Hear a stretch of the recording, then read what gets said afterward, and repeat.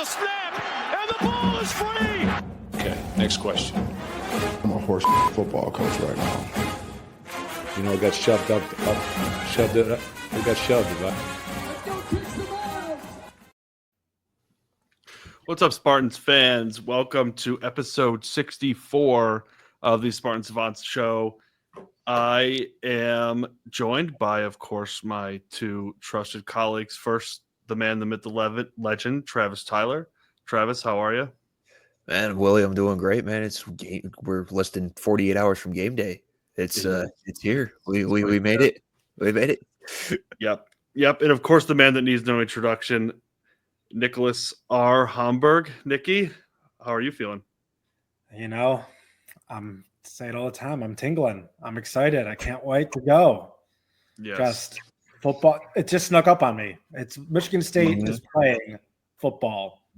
Probably in less than 24 hours when you're listening to this. That's the truth. It is game week. Michigan State takes on the Western Michigan Broncos in their traditional Friday night opener. Super excited. I think a lot of anticipation for this year's team.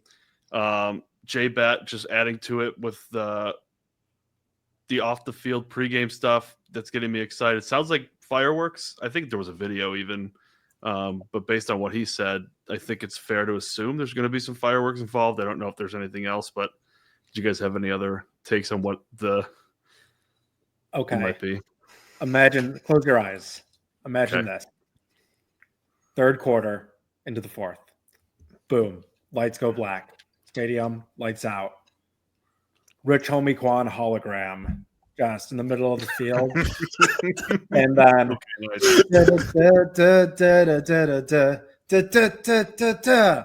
and just crowd goes crazy. Fourth quarter, team comes back out. I like that. Oh, that might be one of them. That's a good one. I can't top that. Rule it out. The only other thing I saw was when they used to have Sparty come across the field in the horses and the chariot and the horses, and it may have been a fake quote, but it said like J-Bat, I don't have any white horses or something like that. I assumed it was fake, but hey Jay, we are on an agricultural campus. We're an agricultural university. You can probably find one. That's true. You could find some horses around there. There's some fields and some pastures and ranches and whatnot. Yeah, probably not too hard to find. Yeah, it feels like J-Bat pulling all the right strings off the field. I think he's got everyone excited. I mean, the whole Munn tailgate thing sounds pretty cool. If I was going to be in East Lansing, I'd definitely check that out. But we're going to focus on the field. Obviously, we're going to preview the Western Michigan game. Going to do some national stuff that we've typically done every year. Conference winners, dark horses, Heisman winner, dark horse. Then we'll get into the Western preview. We'll have the picks, and then second winner of Savant of the Week. Before we jump into all of it, I want to get your guys' thoughts. We're going to start the season. Things are going to go very fast. I want one bold prediction and the final record for the Michigan State Spartans. Travis, I'll start with you. Okay. I keep going back and forth with 8-4 and 7-5. I'm going to go 7-5. Bold prediction is that our secondary is not in the bottom half of the country this year. Okay. I like that. Okay. Nicky. All right. I'm going to go, obviously, 9-3. Great season. And I'm going to say Nick Marsh will be wide receiver number 2 for the team. Omari Kelly will be – I'm not saying Nick Marsh is getting any worse, but it's going to be – our offense is going to be so much better that Omari Kelly is going to be the big star this year, the receivers. I like it. I like that. Nicky's a big Omari Kelly guy. Hard not to be. Not to be. For me, I think I said 9-3 when we had Sheehan on and we went through game by game.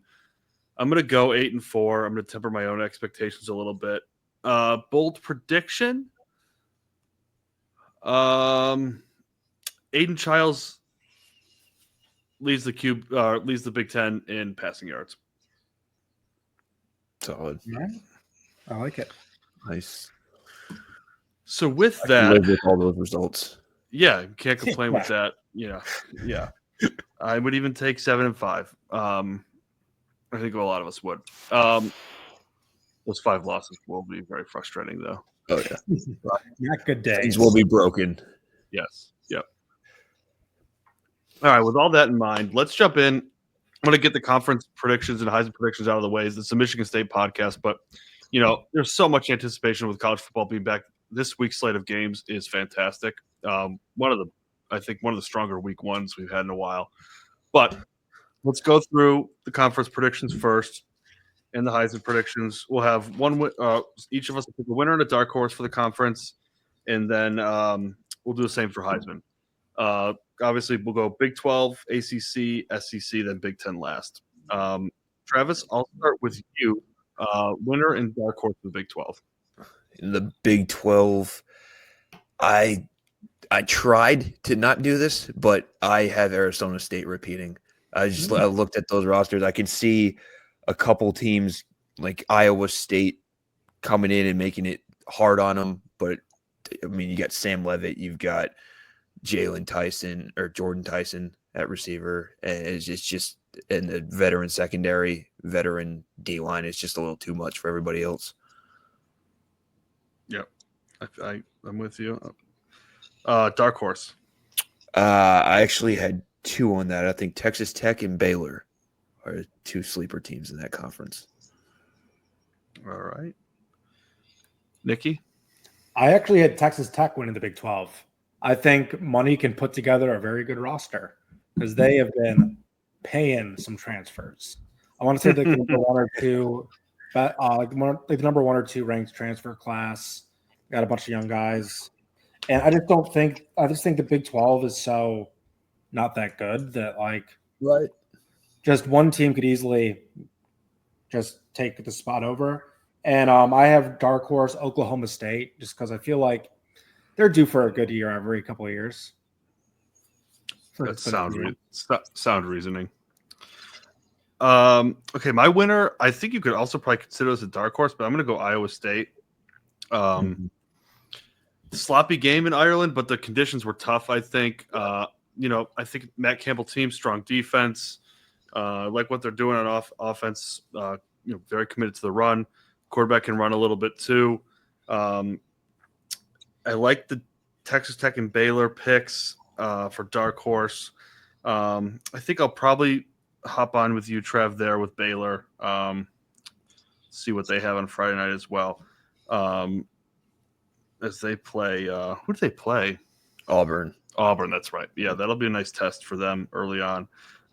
Moving on to the ACC, Travis, again, I'll start with you. I think this one will probably be a little easier. Yeah, a conference winner it's Clemson. I mean, it's that they're loaded. There's too much, and they've got game. Not only are they great on offense, they've got game records on defense as well, especially on that D line. Yeah, dark horse. Does SMU count? Yeah.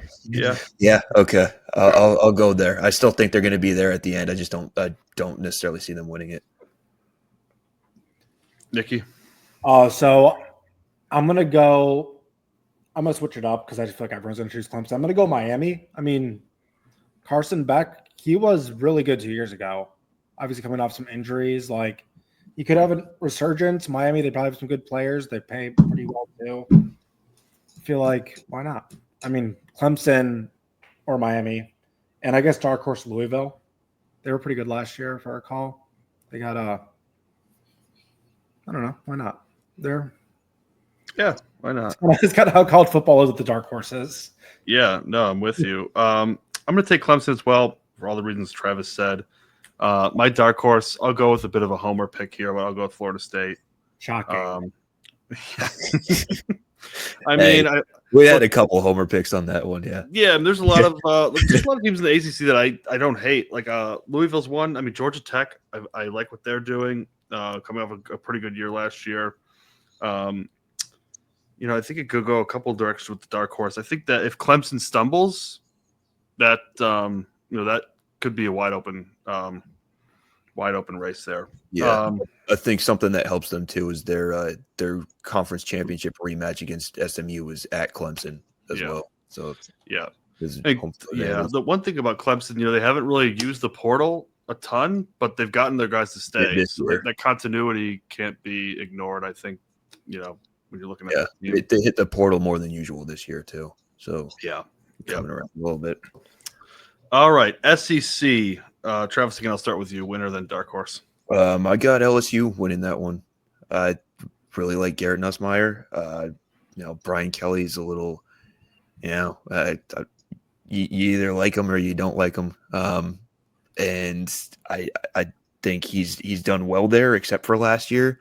I think Nussmeier showed flashes last year, and I think their offense has a really good passing game, and their defense has 2 potentially All-American linebackers on there. Yeah, dark horse. Dark horse. I'm going to go Texas A&M. Last year they ended things on a bit of a losing streak. They screwed up in the bowl game. They had Mike Elko saying that a lot of the guys didn't know how to play football, didn't know how to play a scheme. But at the end of the day, it was their first year under a head coach or under a new head coach. Their first game, they lost by, I think it was a touchdown to the eventual national runner-ups. And then when they still ended the regular season a game away from making win away from making the SEC championship game. So if they go from not knowing how to play football to learning how to play football, they could be pretty damn good. Absolutely. Well coached. They'll be well coached with Elko, especially on the defensive side. Nikki, what about you? Well, first off, I'm just trying to imagine if Elko took over MSU last year, what he'd be saying to the media. He'd be like, "Good God, he would have quit by now." Yeah. But, all right, I really think this could be Florida's year. I'm really loving your home state, Willie, but I love Lagway. I think he's awesome, and they did really well against just an insane schedule last year. I think they have the tools to do it, and I think the SEC is going to beat up on itself a lot this year too. So I think they just got to outlast everyone else. And dark horse, just because I love Joe Meter, I got Oklahoma. Okay. I like those picks. I was going to have Florida as my dark horse. I'm struggling with Napier still, but they did start clicking last year, and I'm with you on Lagway. For the winner, I'm so torn. I'm with you. I think Nikki. I think they're going to beat up on each other. I don't want to pick Texas. They're the favorite. Georgia. I think there's question marks for the first time in a while with this team. Obviously, I think they'll be very good, but I'm going to go with Alabama, and I'm picking this. I don't really know what the quarterback situation is. I think they have a good coach in Kalen DeBoer. Just watching him with what he did at Washington, which does not have the same kind of resources that Alabama does, obviously. I just think the guy's a stone cold killer. I mean, that guy doesn't go into games, and we saw it twice at Michigan State. Doesn't go into games looking to just, win, 16-10. He wants to beat the shit out of you. Yeah. I think that, last year, I think the quarterback, Milroe, as good as he was in their offense, I think held them back in the passing game a little bit. If they can get a quarterback that can throw the ball and use their weapons, I think they're going to be pretty dangerous. So I'll go Alabama as the winner, and then my dark horse, I'll go South Carolina. I think coming off a strong year, I like the quarterback, Lenore Sellers, I believe. Yeah. Like what they have there. Shane Beamer, if they can just avoid some of those games that they shouldn't lose, they can turn it an 8-4 season into a 10-2 season. So I'll go with South Carolina as a dark horse. Okay, the one that everyone's waiting for, the Big Ten. Nikki, I'll start with you for this one. Winner and dark horse. All right, so obviously we can't choose Michigan State because that'd be too obvious. Right. So, that's the only reason why we're not choosing Michigan State here. Of course. Yep. Man, the Big Ten's weird this year because there's just not that much returning. So many fresh faces. I can't do Penn State, so I'm going to do Ohio State because they're due a Big Ten championship. Let's be real there. And I can't even think of a good dark horse, and I'm not choosing Nebraska. Yeah, I don't know, I was just gonna say. like USC, maybe they'll be good. Yeah. Like they had so much go wrong for them last year. Hopefully, maybe not hopefully, but I mean, they have better luck this year, except for week 4. They could be a dark horse. Yep. I'm with you, Travis. Yeah, I agree with everything Nikki just said there because I was going up and down the conference looking for somebody other than Ohio State to win this conference, and I found nothing. Yeah. Penn State, James Franklin's going to – we know those teams always choke, plus they have to play Ohio State, and they don't do well against Ohio State. Oregon, Dante Moore in their secondary with 2 freshman safeties, starting at safeties. Those are big question marks for me, so I couldn't pull the trigger there. And then obviously I'm not going to pick, Michigan or anything like that. So I would say I'm going to go Ohio State as the winner, and I guess I'll go Illinois dark horse. Oh, okay. I like that dark horse. Yeah. A lot of people like Illinois this year. I'm with you guys. I'm not going to pick Penn State. It's going to be boring here. I'm going to pick Ohio State too. Penn State hasn't proven that they can beat Ohio State recently, and until they do that, I'm not jumping on the James Franklin ship just yet. So Ohio State for the winner. Dark horse, this feels impossible to pick. Like, I don't want to pick Nebraska. I don't think Oregon is necessarily considered a dark horse. I'm not going to pick Michigan. I'll go with Indiana just because to be a little different. I don't want to pick USC like in Illinois, same as you two. So I'll go with Indiana. Maybe they can, they have a easy schedule out of the conference. They'll get some nice tune-ups, carry over some of that success from last year. Jumping into the Heisman predictions. Again, we'll choose a winner and dark horse. Travis, I'll start with you. What do you got here? I am going to go. I'm going to go Cade Klubnik winner. Okay. I like it. And I will go dark horse Lenore Sellers. I like that one too. Nikki. All right. The reason I'm going to choose this is because I don't think he's going to have to do that much to win. But I'm going to go Arch Manning is Heisman. Because again, he can. If he's the I tried to avoid that. Best, if he's the 5th best QB, he's going to get the Heisman. Yeah, probably. If they win 9 games and he has 2 good games, he's going to be the Heisman. Dark horse. This is a serious dark horse. Again, I wouldn't do Aiden because that's too obvious. But Carson Beck resurgence year. Kind of thing. The Beckman. Okay. I don't hate that. Winner, I'm going to go Jeremiah Smith, wide receiver at Ohio State. Fair. I just think that it's hard. I think it's hard for a receiver to win in today's college football. I mean, we see quarterbacks win all the time. Obviously, Travis Hunter last year. But I think that Ohio State offense, if the quarterback is as good as I'm trying to blank on their quarterbacks' names from last year. Will Howard. Will Howard. Thank you, Travis. Recently put on IR by the Steelers. Yes, there you go. If they can get him the ball, he's going to put up crazy numbers. Dark horse, I'm with you, Travis. Lenore Sellers. I obviously picked South Carolina as my dark horse to win the SEC. I think coming off a good year. Hopefully, there's not a disappointment. But I like what Beamer's doing down there with the Gamecocks. All right, now that the bullshit's out of the way, the reason everyone listens to this podcast, the Michigan State Spartans, they will take on the Western Michigan Broncos Friday night at Spartan Stadium at 7 o'clock Eastern Time, 6 p.m. Central. Thankfully for me, YouTube TV and Fox have gotten, at least for now, they've put an extension on their agreement, and we'll be able to watch it.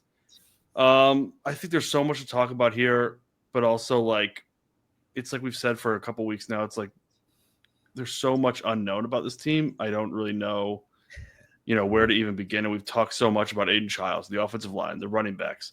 So we'll try to really just get into what we can and hammer this into the focus on the matchup with Western Michigan. So, Travis, I'll start with you. What's one thing we should be looking out for on the Western Michigan side? What's a concern that, hey, we got to keep an eye on this going into this game? I would say their running game. Their running back has 1,700 career yards. Was 1,000-yard rusher in 2023. Somehow only had 683 last year, but it's their most. It's what they do best. I mean, because they have a new quarterback in there, they have a new bunch of receivers in there. It's their most familiar part of their offense, and that's what they're going to want to do when they have the ball. Just run it in there. And from our side of things on that, we haven't necessarily been the best at that over the past few years. Obviously, we've been better in some seasons. And I mean, I don't have the numbers off the top of my head last year, but it felt like we were better in that standpoint. So yeah, just stopping the run is going to be really key important on this. Yeah, agreed. Sounds like they're going to play two quarterbacks. I don't know if you guys have looked this JUCO transfer they got, and I don't have the name of the school, but his name is, I have it written down. Oh, Brady Jones. The numbers that he put up in JUCO are absurd. Like 44 touchdowns, 4,500 passing yards. I don't know over how many seasons, but let's just say that was 2 or 3 seasons. That's still pretty impressive. Yeah. Sounds like he's like a gunslinger type guy, and the other quarterback's more of like a running type. Well, Brady. gunslingers put the ball in harm's way. So yeah, that's true. That's true.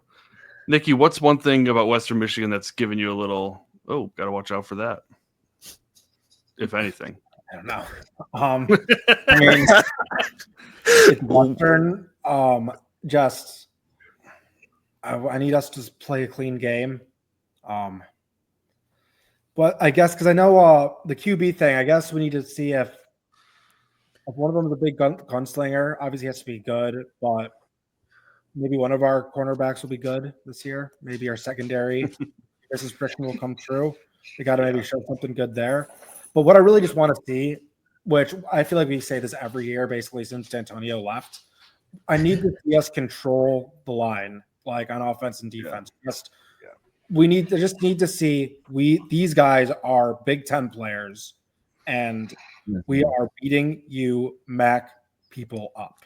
Like, we just don't get that. Like, I can't see another we're up by 1 in the fourth or one. One touchdown game against a G5 opponent is happening way too often these past 5-6 years. Yeah, I need Alicio Miolovic in the fourth quarter. I need all the freshmen playing. I need to be bored of this game by mid-third quarter. Yeah. You kind of jumped into my next question there. Before we move on, I think the tight end from Western, I think he had led the team in receiving touchdowns last year. Blake Bozma, 6 TDs, led the team. I think he's a solid piece. I think probably one of the better tight ends in the MAC. Definitely we'll have to watch out for him. But like I said, you kind of took my next question. What is takeaway, blowout victory, and then the other end take out, a loss of any kind? What does success look like for you in this game, Trav? What is when the clock is 0, if you want to walk away saying, all right, that was a good game, what does that look like? And then on the other end, what does a bad game look like? Well, I think aside from the score and and having a dominant score, blowout victory, I would say the number one thing I'm looking for is do we look like we're the better team than them? Do we look faster than them? Are we beating them to spots? Are we more physical, regardless of what the result of the game is? Because last year, I complained a little bit a second ago about how close these games were, and that FAU game was pretty close. But at the same time, we weren't really doing too much to them. There was just we spent most of the game taking deep shots down the field that didn't connect. So I'm looking for us to, number one, connect on those things, and then just be more physical, more what's the word? I'm drawing a blank on Dominant. more sound. Yeah, Okay. more fundamentally sound. That's the word. Gotcha. And then, like, what is a catastrophic outcome to you? Like, obviously, forget a loss, but yeah, forget that. But like, if you don't see XYZ, you're gonna walk away concerned for the upcoming season. If they're still running free on our secondary and our linebackers, that'll be one thing. And also, if we can't run the ball against them, Mhm. that that'll would be a big one those for me will too. be two very big things. Because Yeah. I don't want to be sitting here on Saturday morning saying, well, I'm still worried about our offensive line. They couldn't block these guys who play for Western Michigan. Right. Like, Yep. Agreed. And Nikki, what about you? I mean, you kind of hit on it already, but is there something that you would say like, oh my gosh, like this team is going to be bad? So I don't want to say like a bunch of interceptions or something, but like, because I mean, if Aiden can throw like if one guy watch has a sick play and there's like a turnover or something, that might just happen. But basically, success would be like, again, just completely dominate run the ball easily, see a bunch of different players making big plays. The biggest failure would just be rinse repeat of last year, just like good old like taking deep shots that aren't converting, just getting people who really drawing a blank. Like just a bunch of penalties. Like we don't look like we know how to play football. Just complete disarray. And like just Aiden doing everything by himself. Like if they can't run the ball, if he's running for his life, like I mean, I'm all for him making big plays, but if it's just like he's doing everything, like he's making these full body throws, like kind of like, oh, thank God he caught that kind of stuff. That's not going to be cool. Yeah, agreed.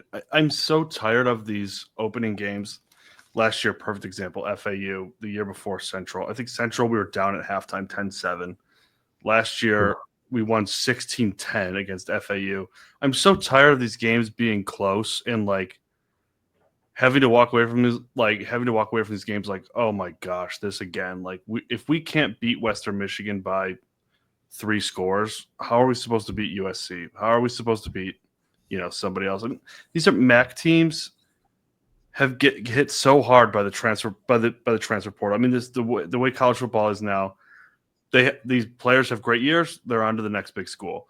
Yeah. There's no reason that like Western Michigan should be keeping a game close at Spartan Stadium talent-wise on paper, right? Mm-hmm. I'm just so tired of these 16-10, like 24-21, whatever it may be. Like I want to see us just put our step on their throats, like put this team out in the third quarter, like get Alessio Milivojevic in the game, get some reps for some of these guys. Yeah, we need to look like the Big Ten team for once, the superior team. Yeah, absolutely. I think it starts with the offensive line. I think both of you might have said the offensive line needs to move people off the ball. If we can't run on Western Michigan, I'm not going to be able to run on anybody else. And that's really how it goes. We've struggled in these Friday night openers. I mean, they always seem to be closer than they should be. And I could go back Utah State, D'Antonio era. I mean, they're just Bocce saved the day on that one. Yeah, I mean, I don't think Michigan State's beat a team, an FBS team. Everyone will say, well, what about Prairie View last year? FBS teams in the last like 20-something, 21, 22 games, they haven't beat a team by more than 20 points. And I think this would be a good game to stop that trend. Yeah. End that streak. That would be Yeah. I mean, Western Michigan, it's Friday night, Spartan Stadium. Should be rocking. Are they doing the stripe deal with the green and the white? They are. They are. Are they? Nice. They are. I love, you guys know where I stand on the Friday night openers. I just kind of wish they were opening with like a more like Boston College. Yes, Yeah. like a top tier opponent. I'm not saying open it with Alabama, Texas, or anything like that, but like Boston College, that'd be exciting. Boise State, Boston College. Like I think that's That Boise State game freshman year was insane. That was great. That was incredible. And I know these things get scheduled way out, so it's not like it is what it is. But I also like to win the game. I don't want to start off with a loss either. So, defensively, I think Central Michigan, Western. I'm sorry, Western. They've infiltrated the sideline again. Couldn't get that 10-7 halftime. Yeah, true. Yeah, there might be Western guy on the sideline or a Central guy on the sideline. Defensively, they struggled last year. It sounds like getting pressure on the passer is going to be a problem, just from what I've been reading from some of their beat writers. I think from what it sounds like, safeties might be their strength. I think they have a Michigan State transfer, Tate Hallock. Oh, Tate Hallock, yeah. Tate Hallock, yeah. That's a MSU family. Yeah. Yeah. So that'll be interesting to see. Quite a few athletes through here. Yeah.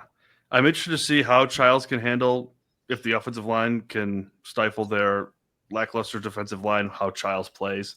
But also, we'll see how he can handle that defensive backfield. I don't think corners are a concern, but we'll see on the safeties. Yeah, and I'm going to for Childs, I'm going to be looking at his accuracy too. Yeah, that was one thing that was a little bit of a, not necessarily a red flag, but a little bit of a bump in the road sometimes last year. Yeah, definitely. I think decision making first, not turning the ball over, and then accuracy. Last year I loved that they started their first play from offensive from the scrimmage was like a deep bomb. It didn't work out, obviously, but I would love to see that again this year. Yeah, we got to bring back the flea flicker. Yeah, I don't want it to be an interception. I can say that. Yeah. That was yeah. I remember thinking, oh, here we go again. Literally, I thought this was going to be different this time. Like that. The sense of dread that's going to fill my body. You know what? Actually, there are three things that are just going to fill my body with dread. Not converting on a 3rd and 1 or a 4th and 1. Yeah. Like that is going to hurt me. First throw being an interception or just any interception, even though I just said it's not going to be that big a deal. Any turnover, especially, is going to bother me in the moment. Of course. We'll see how the rest of the game goes. But and then I think no more than 3 penalties. Penalties. Yeah. 3 penalties, fine. Spread them out. Spread them out. Yeah. And again, and one more thing, actually. One more. This might even be the most important. No prayer circles over dead athletes. Injuries. Yeah. We'll get out of this one clean.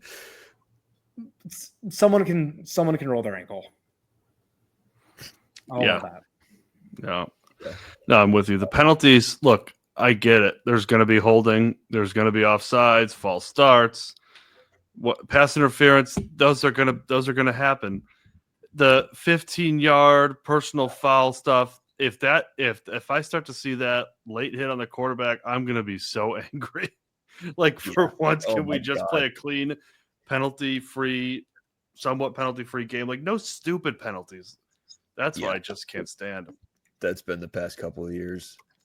Yeah, pretty big problem. It did get better throughout the year last year. I will say that. I'll take Nicky's turnover on the first possession a little bit further. We need to score on the first possession in this game.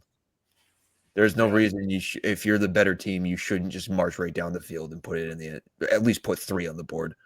I'd rather see it in the end zone, and I don't know if we can put 3 on the board with our kicking. I was going to say. I forgot to bring up that. Yeah. It's scary. How do we have our backup kicker as a game time decision? How is that even possible? What does I don't know do? How kickers get hurt. I was just going to say, what do kickers do besides kick? There should be no contact involved. I guess you could pull a hammy or something, but geez. Stretch then. I would think that if I'm Jonathan Smith, which I'm not, but if we're on plus side of the 50 and it's less than 4th and 10, I think you just go for it. Yeah. Hey. I mean, they probably won't, but like, Well, they did last year. Or how about, and if we go for it, how about we convert? well, that We need to convert in the red zone. Yes, That is one thing. If we're going down the field and just field goal, that's going to Yeah. piss me the fuck off. Well, I'm and already then- getting mad. I'm already getting mad at the first field goal. Honestly. Well, honestly, like the with it being the opener and a MAC team, they might not be like so. I don't want to say aggressive with the play calling, but they might not like show their hand very much with the play calling. that's true. They're like a That's true. preseason game, like what I mentioned they did last year against FAU with all those deep shots. They didn't really call a very offensively creative game in that game. Yeah, which I can understand. I mean, you don't want to open up the playbook too much. And in theory, they really shouldn't have to, right? It should be pretty basic run games, pretty basic passing trees, route combinations, and you should be able to win pretty handily without having to dig deep. And talent alone should be able to do that. Right. Yeah. I mean, I'm fine with running a couple, deep routes, things like that. Maybe a trick play or two just to put it on film to make defenses think about that. I mean, you got to let Childs throw deep, right? You gotta show opposing teams, hey, we can take the top off. But you don't have to throw out the best plays that you have out against Western Michigan. At least you shouldn't have to. And the same on the defensive side. I mean, just take care of business. I mean, really, there's no reason that Western Michigan should be running up and down. The offensive line, I think, outside of one player, is almost all transfers, which we know how difficult that can be. So it really shouldn't be. I'd like to see some sacks. Yeah, some pressure on the quarterback. Not conference play yet, though. I would rather see them in conference play. Yeah, if you're gonna save them, or if you're gonna have to save them for conference play. But Travis, you talked about scoring on the first drive. I want to get thoughts on who scores the first touchdown for Michigan State this season. I am going to go. I'm going to go running back. I am going to go Mekhi Frazier. Okay, You're such a Frazier guy. You're such a Frazier guy. I mean, the two running. I'm big on these running backs. I guess after those boards from the scrimmage. More of a Cheers guy. And they're from Texas. Nice. Yeah, they are both from Texas. They're both from Dallas. DFW. Yeah, both from the area that I cover. Nikki, what about you? First All right. touchdown. So Childs throws it. McCray catches it. Beats a defenseman, runs in for a touchdown. I'm not going to say it's the first play, but it's going to be pretty fast. That was my Pressure number on 2 option. McCray was my number 2 option. So. All right, here's what I'm going to go with. Great drive, maybe 7 to 10 plays, mix of run and pass, down to like the 2 or 3 yard line, somewhere inside the 5. Childs takes it in on his own, calls his own number. I have a dark horse TD too. You're such a quarterback guy. No. Okay, Yeah. I have a dark horse one too. Go for it. You might think I would say Jack Velling, but I'm going to raise you a Michael Masmunis. So could I take Brendan Parachek a little bit? Could I sell you on that? Sure. Damn, you beat me to it. Honestly, I'll take whatever. Let's just give it to the fullback, Jay Coyne. Okay. I'll take that. Get him the first time. Nick Marsh. Ever heard of him? Okay, not everybody can score the first time. Now we're just naming everybody on the offense. Stanton Ramil, maybe. Hey, maybe. Hey, tackle eligible. Yeah. Okay, that would get the stadium fucking going. They just go Stan Skipper. Yeah. Anything else on Western Michigan? I'm just so excited. I'm just so excited for the Spartans to be back. I can't wait for Friday at 7 to have the game on, have a cold beer, long weekend, tons of football ahead of us. I'm just so excited for that feeling to be back, and then for it to be ripped away after a 3-and-out. Yeah, I was literally about to say the exact same thing. I'm so excited for just that feeling of just existential dread when when Charles throws an incomplete pass on third down. Yeah. And how quickly is it going to be before we start feeling like the announcers are thinking Western Michigan should win this game? It feels like that happens every year. That'll happen in the first quarter. Yeah. But the thing is, like, we don't put these teams away. Like, right. Honestly, like, I'm getting angry just talking about it. Like, thinking back to all these opening games, like FAU, Central, and I know it goes back farther, but like the Utah State game, that was a different coach, and I get that, but why can't we just put these teams away? Like, why? Like, just blow them out. This is what good teams do. They blow bad teams out. Like, why can't we do that? We're not a good team. I just answered my own question. Yeah. I was going to say, do you really want the answer to that? There's no reason Michigan State should only beat FAU 16-10. I mean, that's just agreed. Man, I love football so much, and then I just talk about how much it makes me miserable and how it's such a love-hate relationship. Maybe I'm just an asshole. Yeah, that's probably more likely. Oh man, but I think they'll take care of business. There's a lot of positive vibes with this team right now, and I think there's a lot of offensive weapons to show off. That, like, I don't think they dig too deep in the playbook to get Marsh a touchdown, to show Kelly off, to get the run game going, even get the tight ends involved, and could blink in third quarter and it's 34-7. I mean, I don't think it's too much to ask. No. Yeah. 34, we'd have to get a field goal. No, we could miss an extra point. That's probably a more likely outcome. Yeah, that considering what we got, yeah. Anything else on Western Michigan? I think we got it. All right. Let's just go get a win. Absolutely. Yeah. All right. Time for the picks. Let's do it. Sure.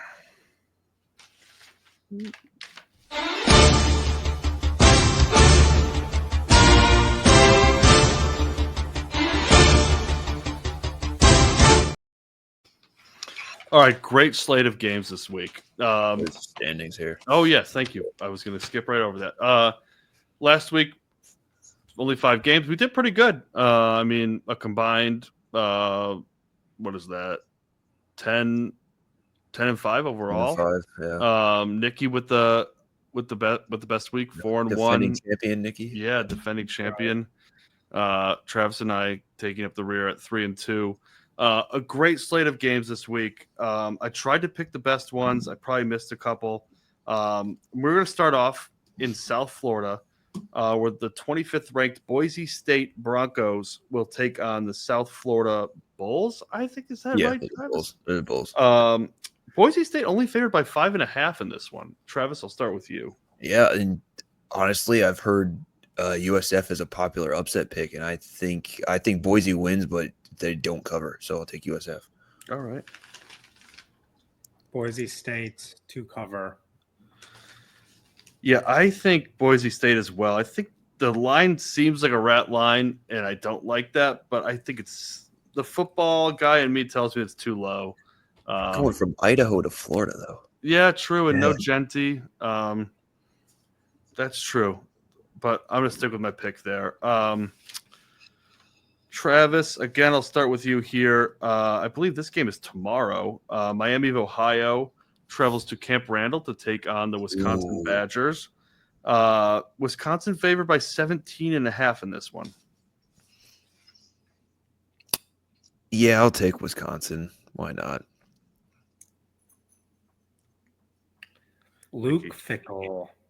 I wonder if he wishes he took that job in East Lansing. Lukey, little Lukey. I'm going to go Miami of Ohio to cover. I am with you, Nikki. I think Wisconsin wins. I think this is going to look kind of a typical Michigan State opener. I don't love Wisconsin this year, and I think Luke Fickle's a good coach, but it not clicking. Maybe this will be the year that it clicks, but I think that's too many points in that one. Okay, the school down the road, Ugh. the Cheaters and losers will take on the New Mexico Lobos, or are they the Aggies? Trav? Is it just normal New Mexico, not New Mexico it's State? New Mexico. It's the Lobos. Yeah. Okay. Michigan coming in ranked 14th. This game will be at the Big House. Michigan favored in this one by 34.5. Yeah, the cheaters are going to win, but I don't think they cover. Bryce Underwood's going to throw for 30 touchdowns. First off, let's first talk about this guy on New Mexico who's going to be the pussy of the week, who said, who when talking about Bryce Underwood said, Michael Jordan and LeBron James were pretty damn good when they were 18. I mean, if you're going to say that, you're just not. I'm going to go New Mexico to cover, but like, ew. Yeah, honestly, absurd comparison. I think I get what he's trying to say, but just an outrageous comparison to a guy that has not thrown a pass at the college football level yet. I am also going to take New Mexico. I think in their last 8 openers, Michigan has not beat a team by 30 or more. Breaking in a new quarterback, I don't care how good he is. There's going to be some struggles early. A lot of off-the-field stuff going on with Michigan. And I hate Michigan, so I'm going to pick New Mexico to cover. One more thing, too, that you must say.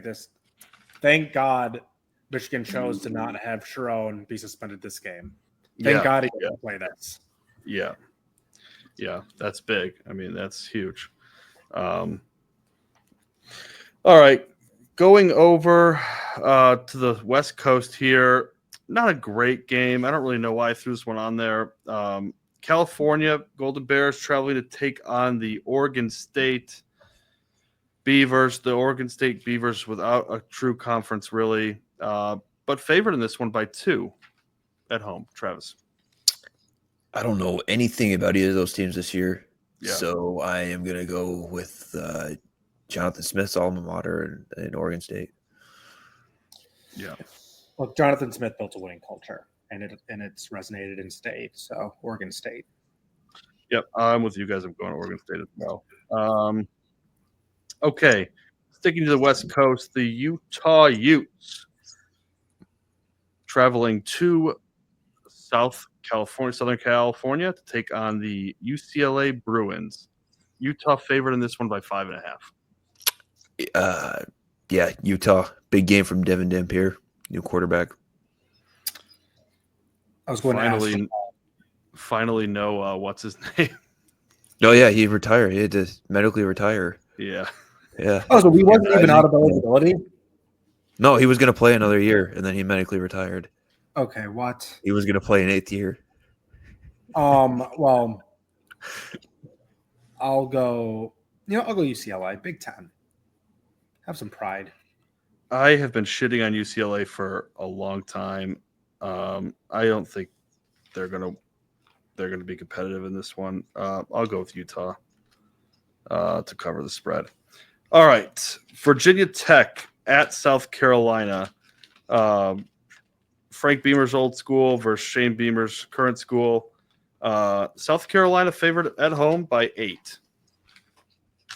I feel like that's a lot, but I'm big on South Carolina this year, and I am not big on Virginia Tech, so I'm going to go South Carolina. All right. Lenoris. Give me South Carolina. Yep, I'm with you guys there. I'm going to go South Carolina as well. For the same reasons as you, Trev. I'm big on them this year. All right, pick this game because this one is of interest to me. TCU is heading to North Carolina, Chapel Hill, to take on the Tar Heels in Bill Belichick's first game as a college head coach. TCU, again, favored by 3 on the road. I want to take TCU, but I'm going to go North Carolina because I feel like I'm taking too many favorites. Very simple. I'm going to go TCU. I am going to go – I feel like this line is deflated a little bit because of Bill Belichick. Hey, nice one. No, I didn't think with that. Nice. Okay, pat on my shoulder for that one. But I don't want to bet against them. I kind of want to pick Belichick in this one, so I'm going to go with North Carolina. Okay, now we start to get into the marquee matchups here. The 6th-ranked Notre Dame Fighting Irish travel to Miami to take on the 10th-ranked Hurricanes. Notre Dame favored in this one by 2.5. I'm going to go the favorite again. I'm not big on Miami this year. I know a lot of people are. I'm not. Yeah, I'm with you, Nikki. Yeah, I'll go Notre Dame.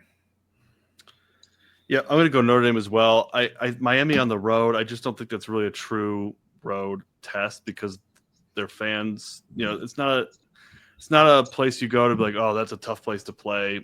It's miles away, miles away from campus. It's an NFL stadium that college fans typically don't fill out all the way. So I don't think it's going to be a true road test for Notre Dame, and I just think they have the better football team. So I'll go Notre Dame as well. Okay. Moving along, Trav's favorite to win the SEC, the 9th-ranked LSU Tigers will take on the Clemson Tigers. Great uniform game, I think. This is at Clemson. Clemson's favored here by 3.5. And I think that's fair at home, but I am going to take LSU. I think Clemson wins, but LSU covers. So LSU. I, too, am going to take LSU with the points there. I could see Clemson winning that game, but I think that's going to be a close one. Boy, the pressure is going to be on Brian Kelly if LSU does not win that game. Yeah. All right, this one right in my backyard. The 8th-ranked Alabama Crimson Tide are traveling to Tallahassee, Florida to take on the Florida State Seminoles. Alabama, a 13.5-point favorite in this one. Well, I'll throw you one and say that Hey, Alabama wins, but Florida State covers. thanks. Nice. Sorry, Willie. Thomas Castellanos does not play winning football except for on Red Bandana Night in Boston College. Against the Spartans. Huh? All right. I'm going to take FSU as well. That's just a homer pick for me. Excited to see the tailgate scene. Do not know if I'll be in the stadium. Keeping my options open, but ticket prices are not aligning with what I'm willing to pay to sit in the heat to watch a team that I don't really have a strong tie to other than I live in Tallahassee and my wife and her family went there. But we'll see. Keeping the options open, but I'm assuming the tailgate scene will be pretty rowdy, and I'm excited to check that out. All right, the next game we have, the big one of the week, obviously besides Michigan State, number 1 Texas at number 3 Ohio State. The big noon kickoff will be there and game day. Typically don't see them in the same place. Ohio State favor this one by 1.5. Man, that's a tough one. I'm gonna go Texas. Just throw it out there. Gonna go Buckeyes.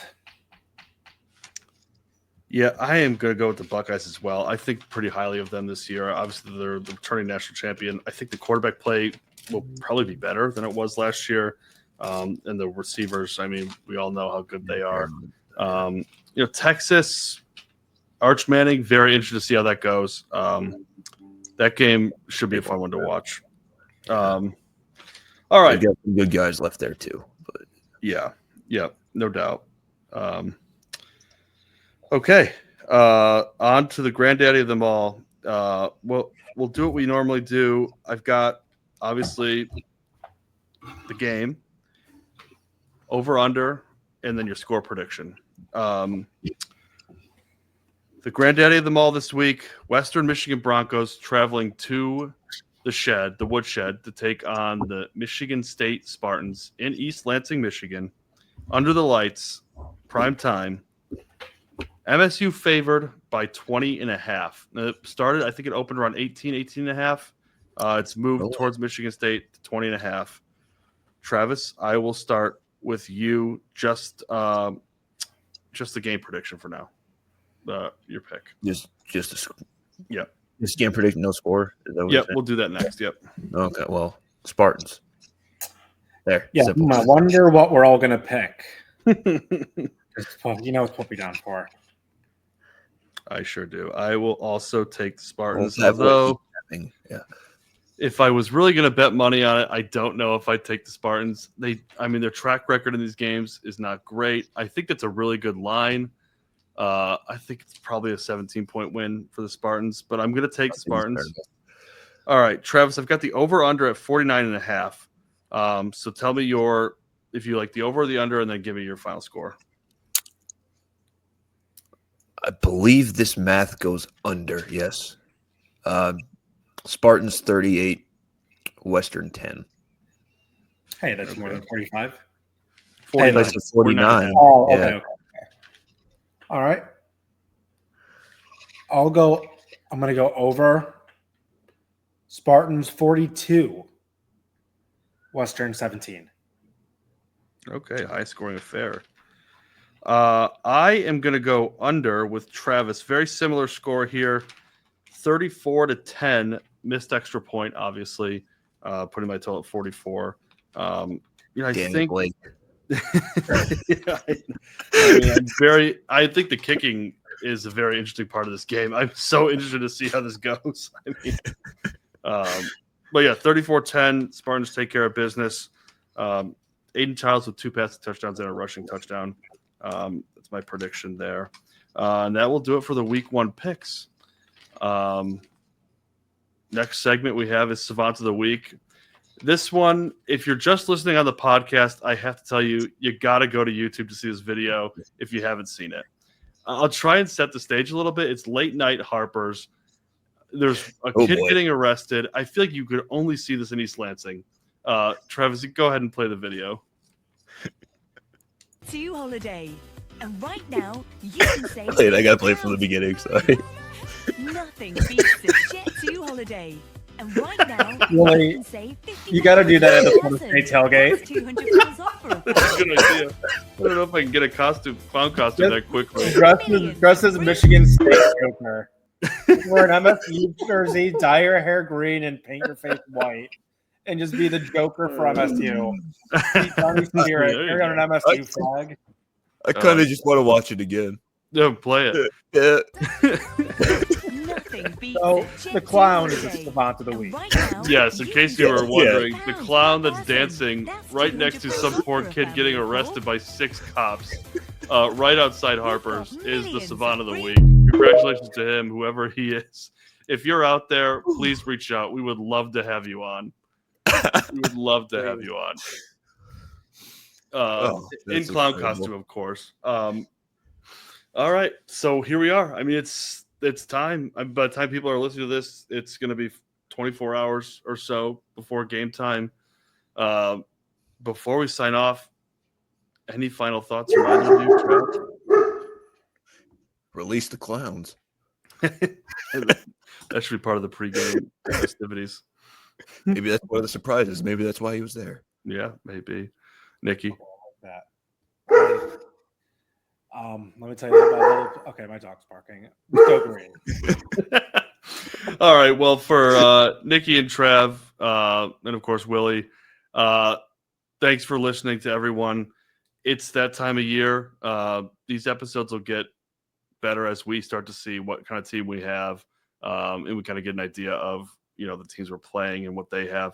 But please follow, like, subscribe wherever you get your podcasts, and YouTube as well. Big shout out, of course, to the College Huddle. We appreciate them having us as the Michigan State representative. And for episode 64, that'll do it. Go green. Go white. White.